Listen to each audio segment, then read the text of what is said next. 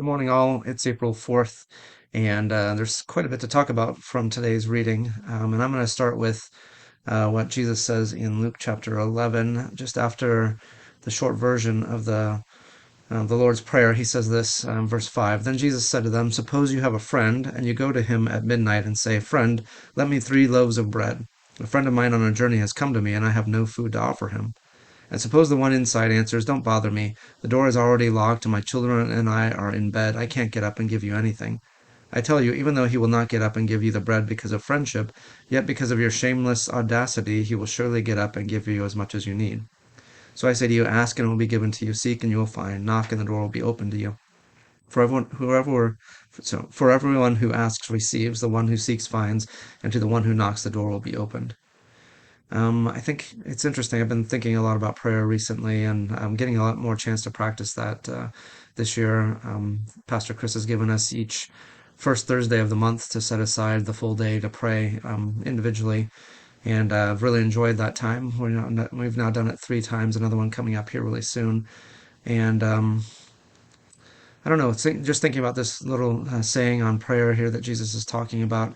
At first, it almost looks like it's going to be an instruction to be kind and generous to those who come to your door, even at late at night. But it really is, in the context, talking about prayer and how do you pray? What do you ask for in prayer? How do you ask for things in prayer?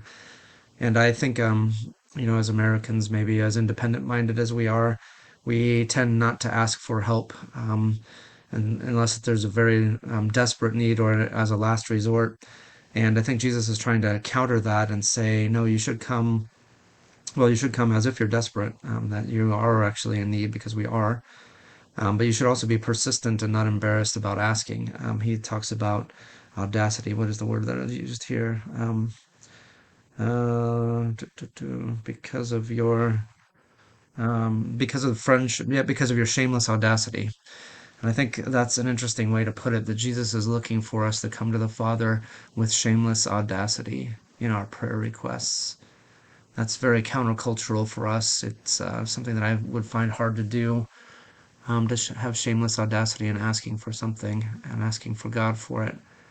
And so that's challenging. I think there is something to that God expects us to come in that way to Him, and He delights in answering us, even though we're bothering Him, which is an interesting thing. There's another parable about a widow who comes asking the unjust judge, over and over again till he's sick of hearing from her, and yet that's kind of comparing the judge to God in that sense. And so God is asking us to come to Him and bother Him. And that's an interesting thought on prayer. So I got to figure out how to do that in my life, how to ask boldly, and often, even for little things. Prayer is meant to be a sign of our dependence and our need, and that's challenging for our humility and for our self reliance, I think. So there's much to be learned about prayer, I think, just even from this little statement there. That's it for today.